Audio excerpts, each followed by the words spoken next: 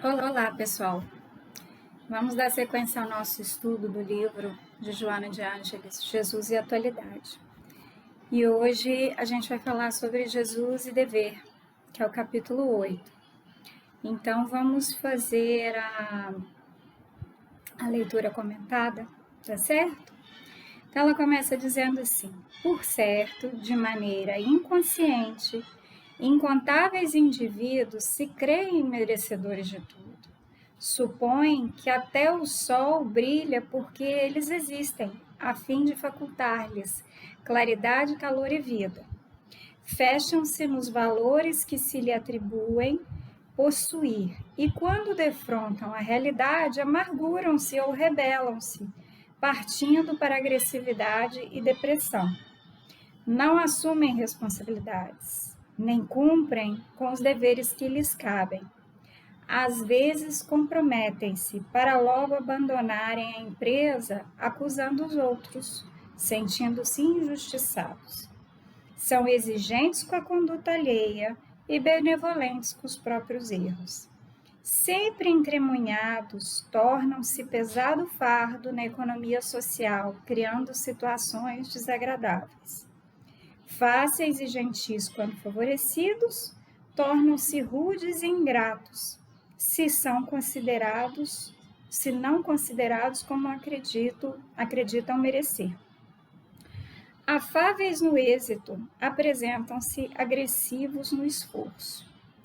Olvidam-se de que a vida é um desafio à coragem, ao valor moral, e que todos temos deveres impostergáveis para com ela, para com nós mesmos e para com nossos irmãos terrestres.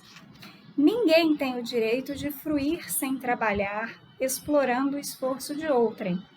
O prêmio é a honra que se concede ao triunfador que se empenhou para consegui-lo. Palmo a palmo, o viajante ganha o terreno que percorre, fitando com desassombro a linha de chegada. O dever de cada um o conduz na empreitada da evolução. Esse esforço resulta da conquista moral que a consciência se permite, em plena sintonia com o equilíbrio cósmico. Ser útil em toda e qualquer circunstância, favorecer o progresso, viver com dignidade, são algumas expressões diante da vida. Então, na primeira parte desse texto, não é o texto todo, né? É só a primeira parte, até a primeira estrelinha, que é como ela separa em partes os capítulos. Ela descreve uma pessoa bastante egoísta, né? Uma pessoa que acredita que merece receber aquilo que ela quer, sem por isso fazer esforço. Uma pessoa que às vezes assume compromissos, mas não os cumpre, e na maioria das vezes em que ela não os cumpre ou não os cumpre satisfatoriamente, ela atribui essa falta a um outro, né, ou a alguma outra circunstância, mas ela nunca traz para si essa responsabilidade. Costumam cobrar muito daqueles que assumem compromisso com eles, mas estão sempre se excusando, se desculpando dos seus compromissos, né? E aí ela passa para a gente a primeira instrução, dizendo que esse tipo de pessoa esquece o quê? Que a vida é um desafio à coragem, ao valor moral, e que todos temos deveres impostergáveis para com ela, para com nós mesmos e para com nossos irmãos terrestres. Então, aqui, a Joana já fala que a vida é um desafio, que é um desafio proposto à nossa coragem de enfrentar, né, os nossos deveres, as nossas obrigações, as nossas responsabilidades, e de enfrentar os nossos valores morais. E ela coloca também que os deveres que nós temos, esses desafios que a gente se propõe, às vezes, num programa reencarnatório, ou se propõe na nossa vida, né? No nosso dia a dia, com a casa espírita, com um irmão que está precisando de alguma coisa, com os nossos parentes dentro de casa, nossos filhos, nossos companheiros, nossos amigos. Então, ela está dizendo que esses compromissos que a gente vai assumindo, eles são impostergáveis para com a vida, para com nós mesmos e para com os nossos irmãos terrestres. Então, não adianta você querer adiar o compromisso. Se nós pensarmos que nós somos seres eternos, não há como adiar o compromisso. Você, na realidade, você está se retardando no processo evolutivo, mas você não está adiando o compromisso. Você não vai conseguir adiar. Então, assim, a gente até fala assim, não, mas eu prometi ao meu filho que eu iria levar ele no parquinho hoje e não vou levar amanhã. Tudo bem, esse é um adiamento de um compromisso que você fez com seu filho. Nós não estamos falando desse nível de compromisso. Nós estamos falando de compromissos que desafiam a nossa coragem e os nossos valores morais.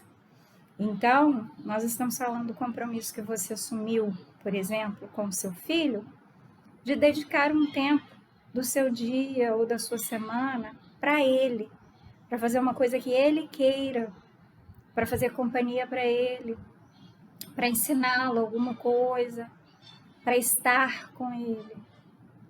Então, esse é um compromisso que a gente pode ver como desafiar a coragem, porque vai te tirar da sua zona de conforto, tanto quanto a gente pode vê-lo como um compromisso que desafia em você um valor moral, né? Então, por que um valor moral? Porque muitos de nós vimos de uma criação onde filhos são importantes, devem ser educados e tal, mas assim, até para isso existe um limite. Então, brincar com o filho não faz parte, sentar, ter uma conversa mais interessante com o filho, não sei, pode ser uma questão de valor moral. Criança, gente, deixa pra lá, né? Então, mas criança precisa disso, né? Então, esse laço que a gente cria com os nossos filhos nessas idades tenras e às vezes até nas idades complexas como a adolescência, eles são fundamentais. E aqui quando eu digo filhos, eu digo as crianças da nossa vida. São os seus sobrinhos, os seus afilhados, os seus netos. Então, as oportunidades que Deus te dá de interagir com uma criança, por exemplo, ou com um idoso, é o pai, é o avô, é a avó, é a mãe idosa com quem você assumiu o compromisso de assistir um filme, de tirar um tempo para ela.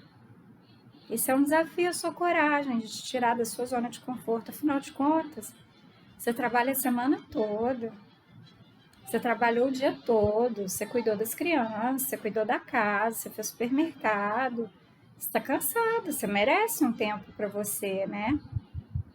Aí esse tempo para você, você vai fazer o quê? Companhia para sua mãe, enquanto ela assiste a novela que está sendo repetida por causa da quarentena, né? Porque você assumiu esse compromisso, é um compromisso que te tira da sua zona de conforto. E é um compromisso impostergável, tá? Nós temos esses compromissos, nós temos os compromissos com a casa espírita, né? Existem compromissos que hoje eu falo que são tão confortáveis como, por exemplo, o de participar das reuniões, né? Assistir uma palestra, participar de um curso. Hoje a gente não precisa sair de casa. Antes a dificuldade era essa, não vai dar para eu sair, tá chovendo, não tem lugar para estacionar, o trânsito está péssimo, eu vou chegar atrasada, eu não tenho com quem deixar as crianças. Às vezes até com as crianças dentro de casa fica difícil, eu reconheço isso, porque eu já passei por essa fase, mas a gente também vai assumindo compromisso com a casa espírita, com a espiritualidade. Um exemplo muito bobo, o culto no lar.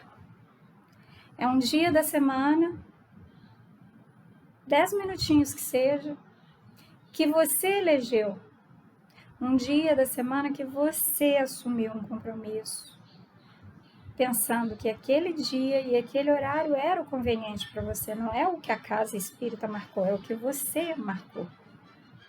E você não cumpre, e você atrasa, né? Então, assim, já aconteceu comigo, acontece de eu me esquecer, mas eu tenho um alarme até no celular, botei um alarme no celular, mas às vezes eu realmente esqueço, me sinto mal por esquecer.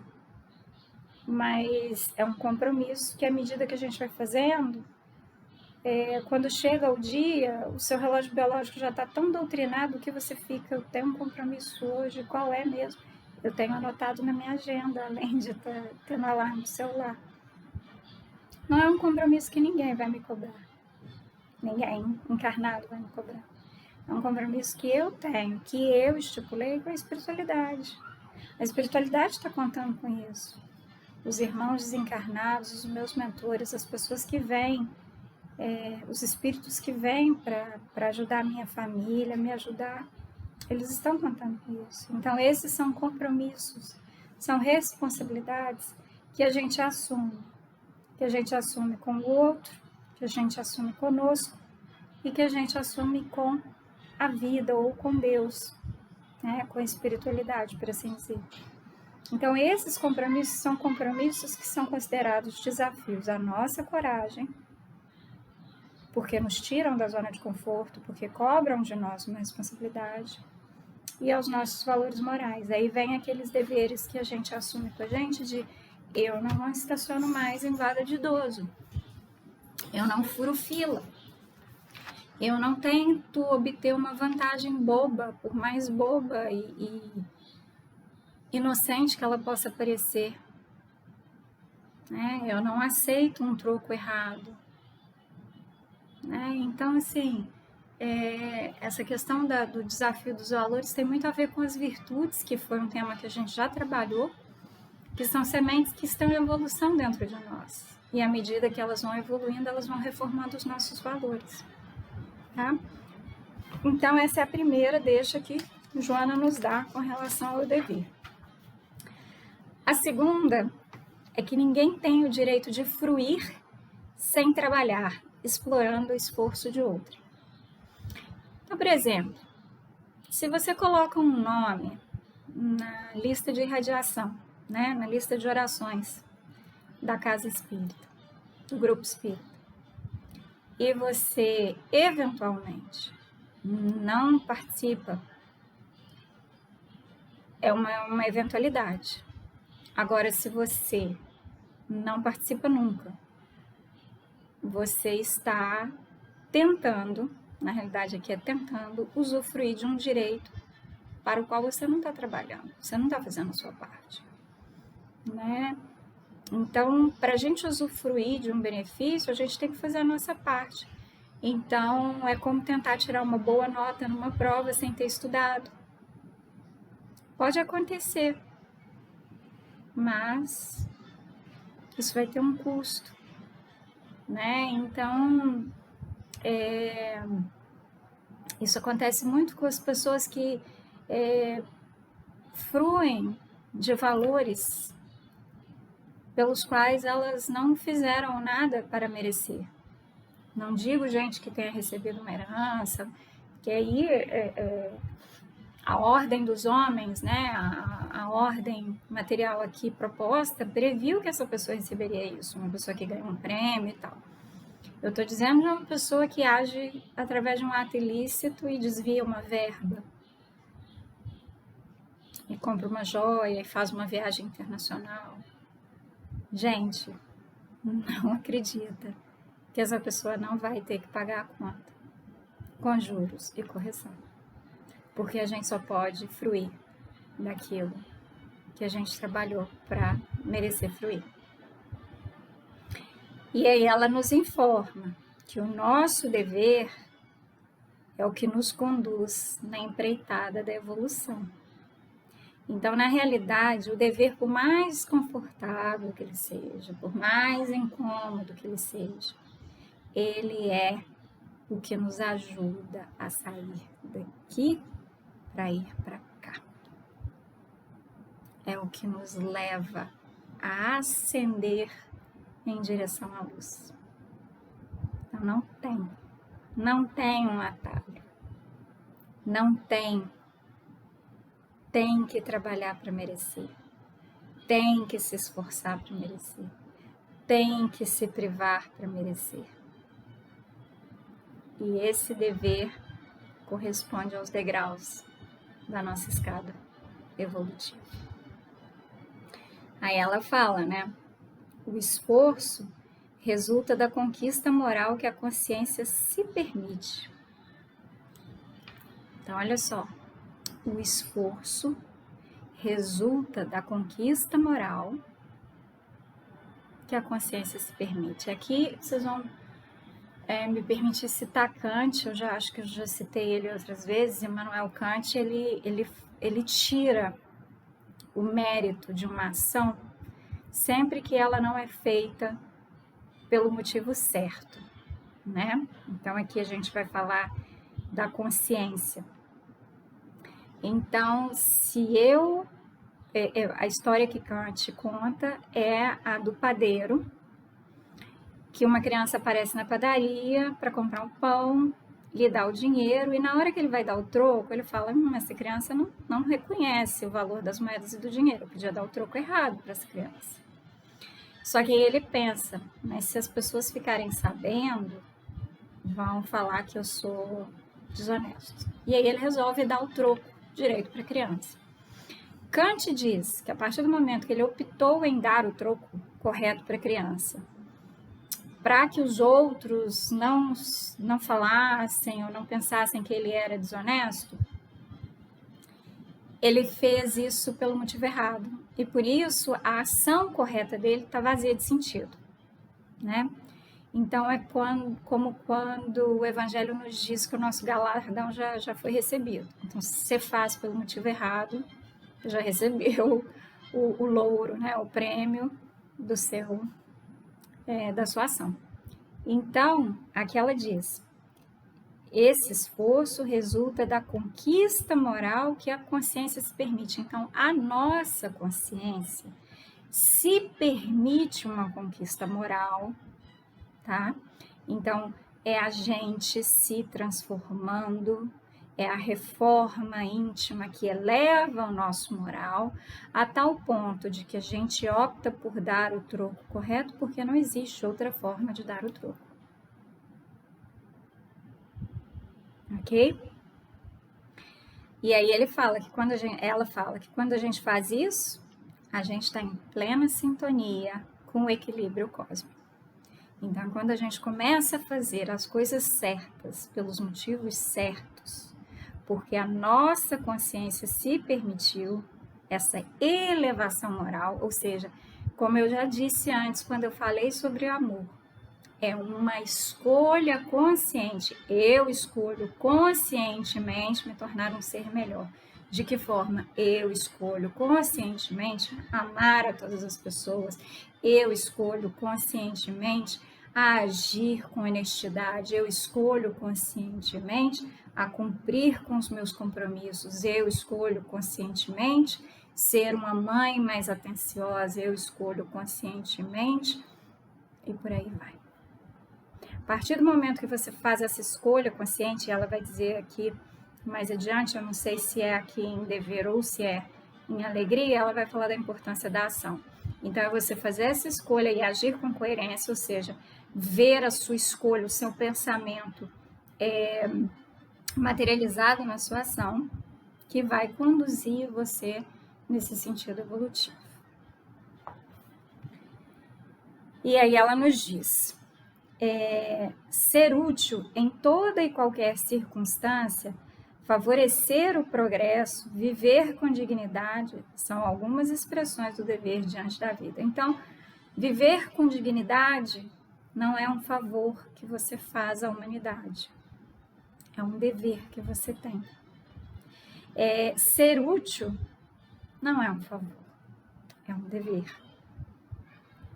Contribuir para o progresso de tudo e de todos, não é um favor, é um dever.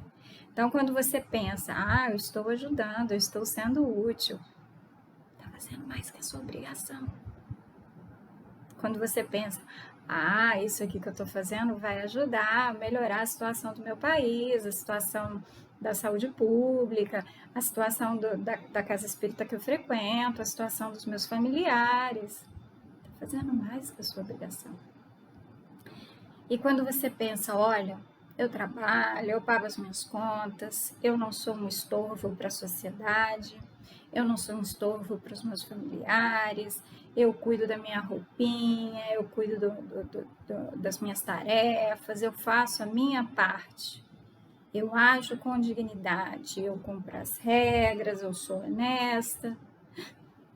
O que você está esperando? Uma coroa? Uma placa? Não. Você só está cumprindo com a sua obrigação. Tá? Seguindo, ela vai nos dizer: em inovidável parábola, Jesus delineou o comportamento do homem que se esforça e merece respeito, demonstrando-lhe a fragilidade e, ao mesmo tempo, o desejo de renovação. É nessa parte aqui que ela fala realmente da questão da ação. Porque ela vai falar da parábola do pai que pediu aos filhos para que eles fossem trabalhar na vinha. Aí o primeiro filho falou assim: pai, eu vou. Deitou no sofá e esqueceu da vida. E o outro falou: pai, eu não vou, eu tô cansado, todo dia a mesma coisa. E chegou no quarto, remoeu, acabou indo para a vinha. E aí? Qual dos dois fez a vontade do pai? Aquele que falou que ia ou aquele que efetivamente foi, né? Então ela fala pra gente: a ação deve predominar, porque é o resultado do dever. Para ela não se tornam necessárias palavras melífluas ou confortadoras, mas sim a decisão para realizá-la corretamente. Então, o que importa é a gente fazer efetivamente. Então, não adianta você dizer coisa bonita: pai, eu vou para a vinha, porque você precisa da minha ajuda, porque eu gosto, porque aquele suor que desce dá um sabor especial ao meu trabalho. Então, foi? Trabalhou? É melhor aquele que vai igual o Zé Buscapé. O ideal seria que não fosse assim, mas não vamos falar do ideal, vamos falar do que é melhor. É aquele que efetivamente vai, aquele que foi pro quarto e falou assim: poxa, eu falei com meu pai que não ia e tal, pô, mas meu pai sozinho cuidar da vinha, meu irmão não deve ajudar mesmo e tal, não posso deixar meu pai sozinho, ele tá contando comigo e tal, eu vou. Esse agiu, tá?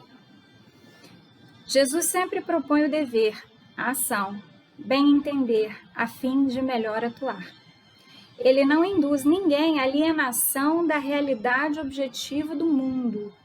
Ele, Jesus, não induz ninguém, não diz para ninguém, não leva ninguém à alienação, a se desligar, a não prestar atenção na realidade objetiva do mundo, ao que está acontecendo hoje, agora, no nosso entorno. Então, não é para gente, num propósito de evoluir, de cumprir com os nossos deveres espirituais, nos alienarmos do que está acontecendo agora. A gente escuta histórias muito bonitas, como foi a história de Siddhartha Gautama, o Buda, que saiu, largou família e tudo, e foi, sentou debaixo da árvore e se iluminou. Eu adoro a história de Buda, acho que ela tem um monte de significado e tudo. A realidade de Buda era outra. Eu adoraria poder ir para um ashram, um retiro budista e ficar lá e meditar e pensar na minha vida, no meu propósito de vida e tal. Não é factível, não é isso que Deus quer de mim, não é isso que Jesus me induz a fazer. Ele me induz a olhar: Karina, você tem 2 filhos que precisam de você em idades dependentes. Karina, você tem uma mãe que vive com você, que precisa de você. Karina, você tem um trabalho. Concentre-se nisso. Transforme a sua realidade objetiva no seu dever espiritual. Concilie os seus deveres espirituais, os seus compromissos com a casa espírita, com a espiritualidade, através do culto. Concilie isso com a sua realidade objetiva. Ele estabelece uma escala de valores que devem ser respeitados. Então, Jesus estabelece uma escala de valores que devem ser respeitados, merecendo primazia os mais relevantes, que se tornam a pauta de conquistas do homem de bem, que cumpre com o seu dever. Então, gente, quando a gente consegue conciliar a realidade objetiva com a nossa realidade espiritual subjetiva, a gente vai ter uma escala de coisas que a gente tem que fazer, o que quem vem primeiro, e isso vai confirmar que somos pessoas de bem, porque você vai se preocupar com o seu trabalho, porque você assumiu um compromisso com as pessoas no seu trabalho, você assumiu um compromisso com instituições financeiras, que você precisa do fruto do seu trabalho para respeitar, você assumiu compromisso com as escolas, existem N compromissos que a gente assume em resposta ao nosso trabalho. Então, quando você prioriza o seu trabalho, você está sendo um homem de bem.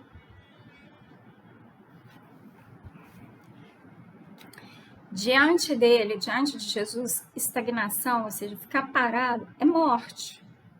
A partir do momento que você não está contribuindo para o progresso, sendo útil e vivendo com dignidade, você está morto. Você aqui é só um peso de papel. Então, diante dele, estagnação é morte, e esta é crime cometido contra o reino de Deus que está dentro do próprio homem, necessitando de ser conquistado. Tanto é que no Livro dos Espíritos, né, a gente tem lá a lei de trabalho, e quando Allan Kardec pergunta sobre o conceito de trabalho, a espiritualidade responde que é qualquer ocupação útil.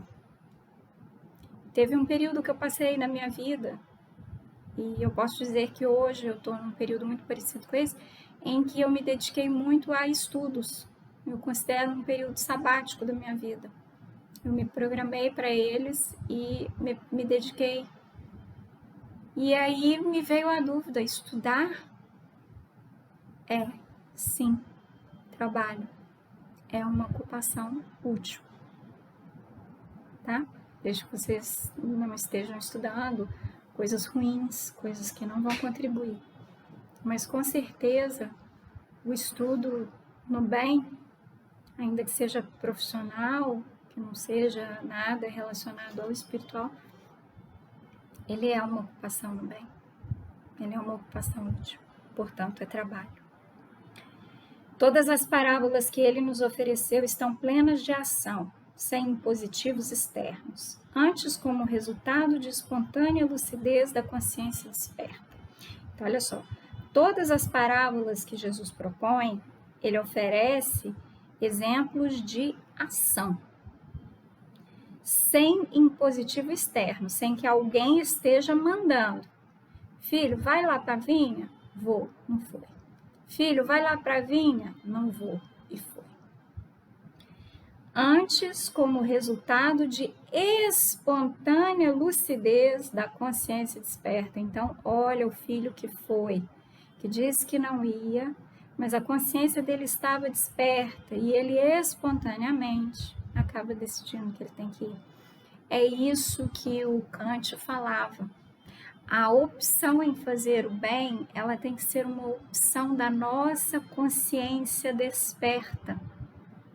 Ela tem que ser uma opção espontânea. A partir do momento que você faz o bem, porque alguém pode saber, porque alguém pode falar, você está sendo coagido a fazer o bem. Então, existe uma pressão externa para você fazer o bem. E não é isso que a gente pretende. E aí ela finaliza, né?